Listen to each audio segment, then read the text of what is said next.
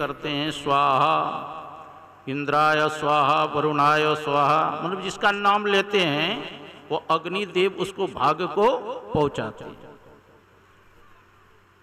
और अंतिम में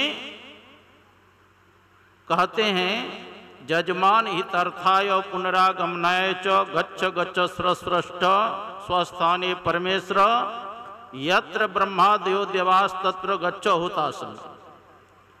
कहते हैं देवताओं अभी अपने अपने स्थान को प्रस्थान कीजिए, जजमान के हित के लिए फिर बुलाऊंगा तो आप आ जाइएगा, है ना। लेकिन सत्संग जहां होता है वहां किसी देवताओं का आह्वान नहीं करते, स्वतः सब देवता आ जाते हैं। तुलसीदास जी महाराज ने लिखा है जत्र तिष्ठन्ति तत्रैव अज सर्वहरि सहित गच्छन्ति क्षीराब्धिवासी।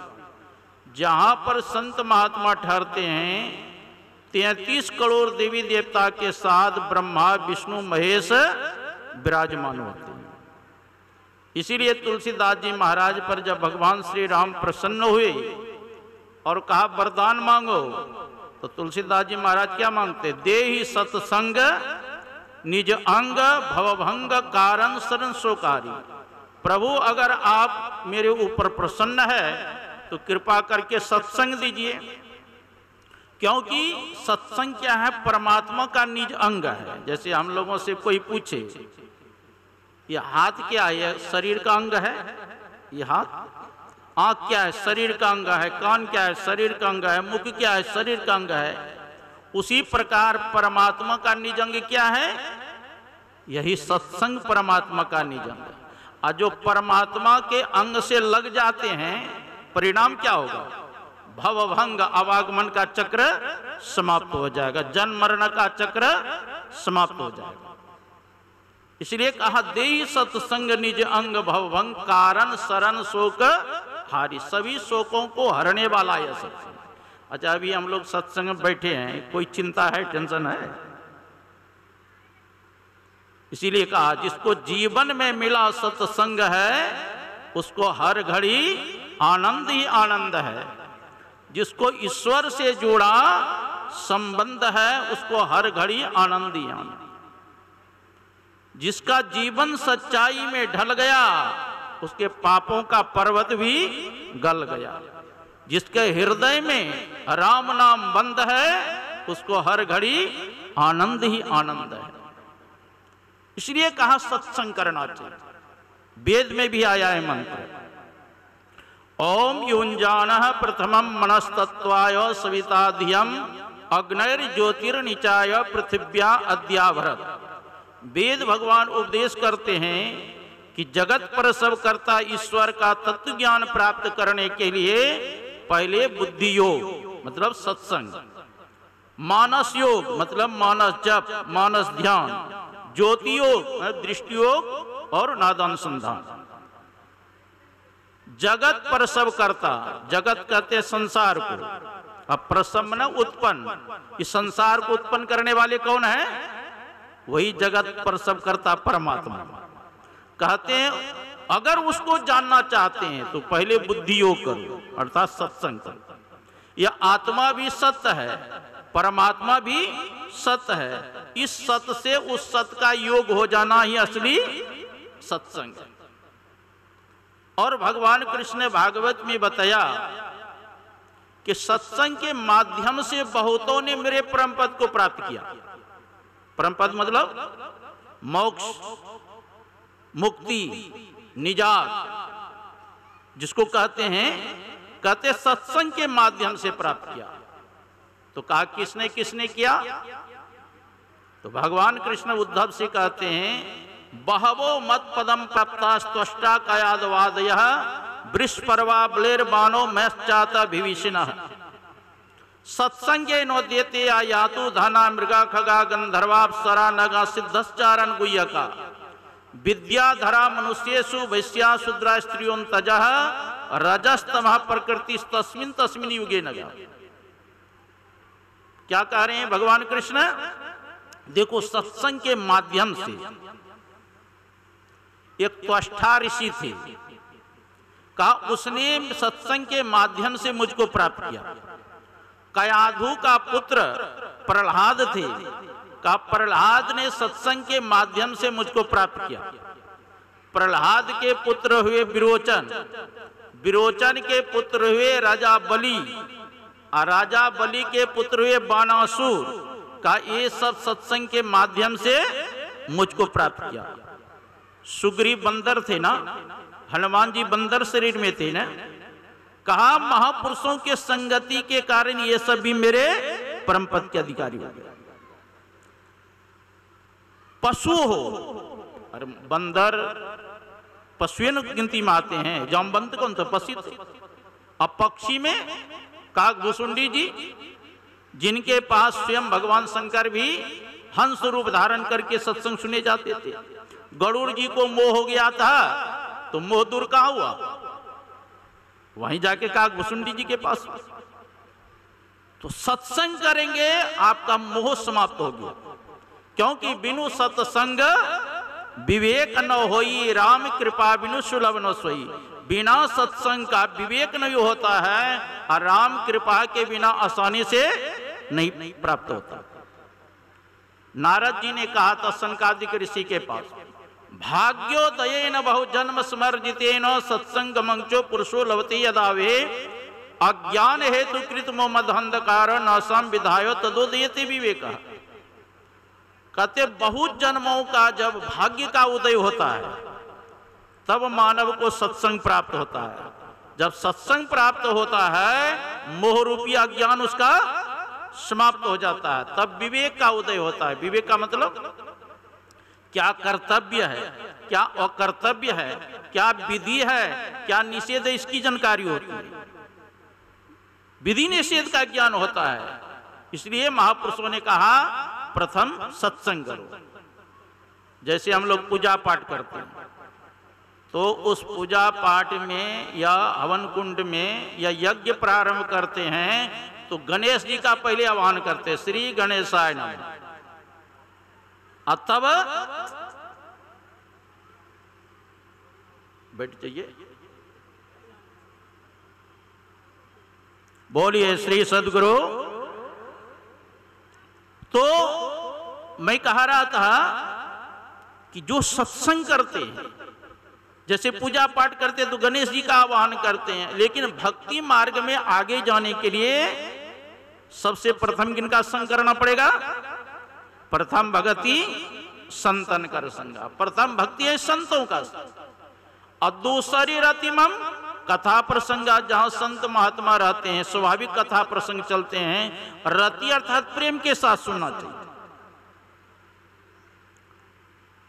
ऐसा नहीं कि सत्संग में तो शरीर है, अगर मन घर में रह गया तब रंग चढ़ेगा।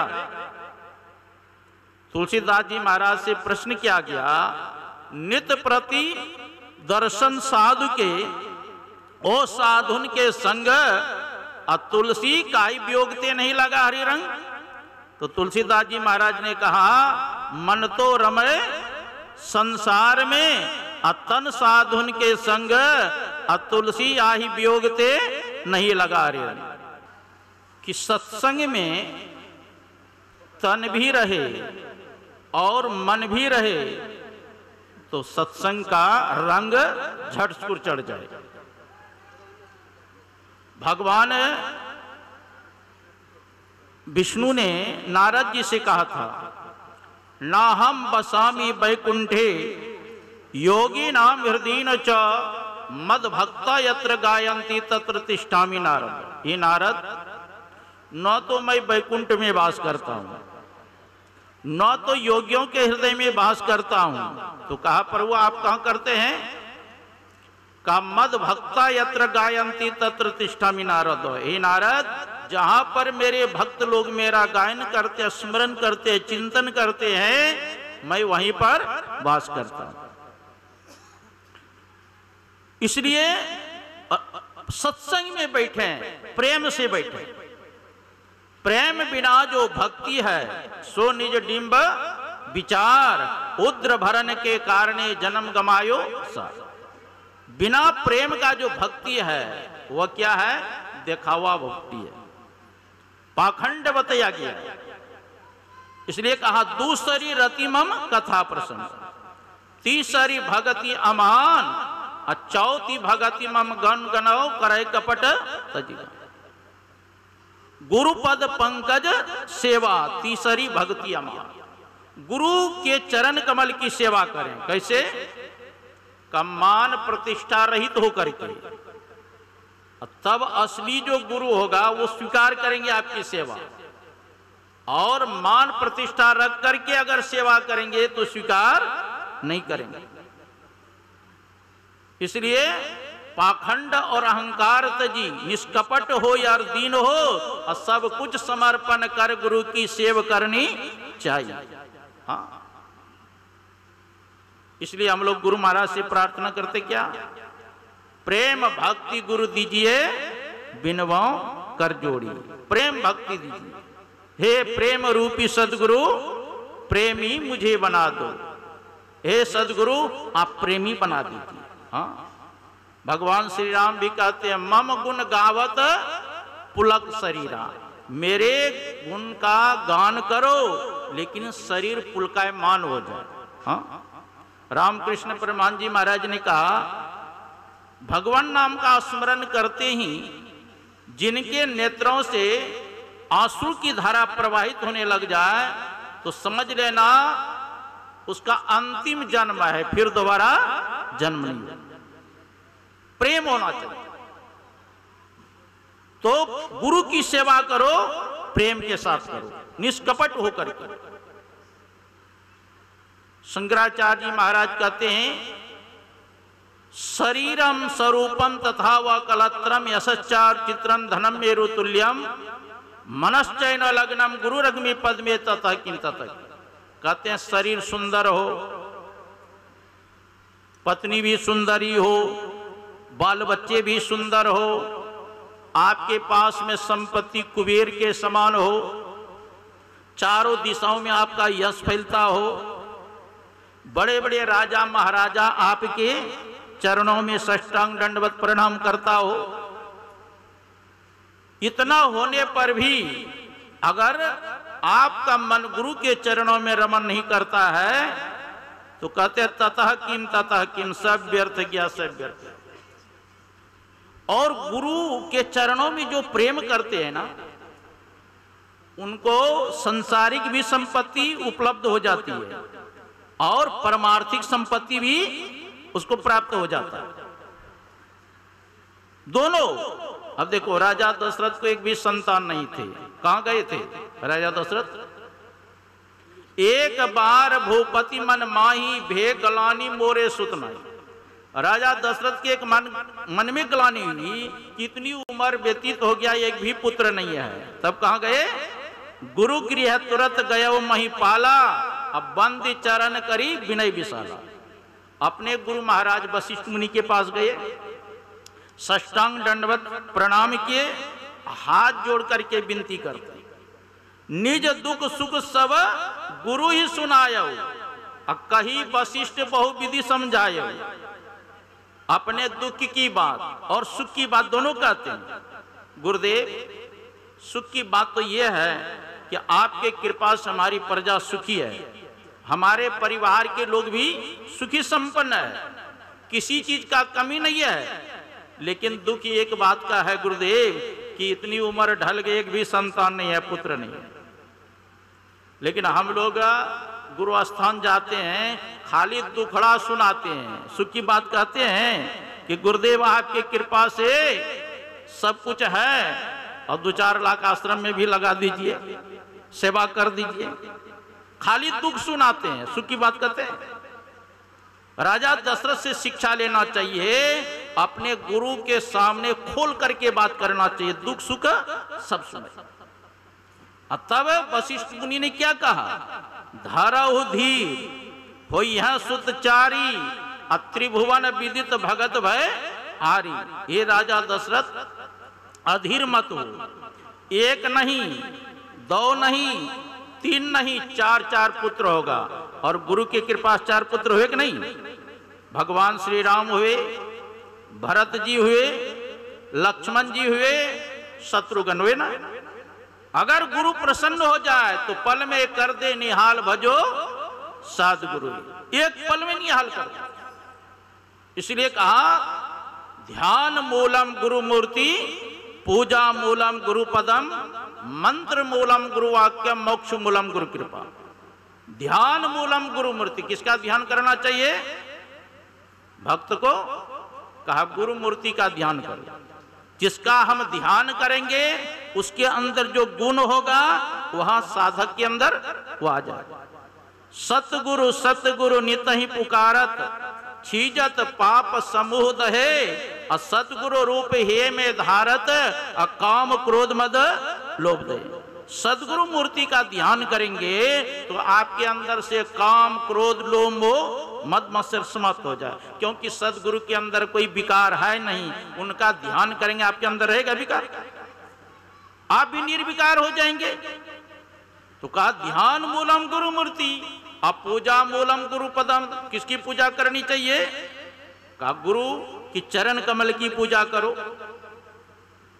मंत्र मूलम गुरु वाक्यम, किस मंत्र का जप करें? का जो गुरु मंत्र बता दे उस मंत्र का जप करो।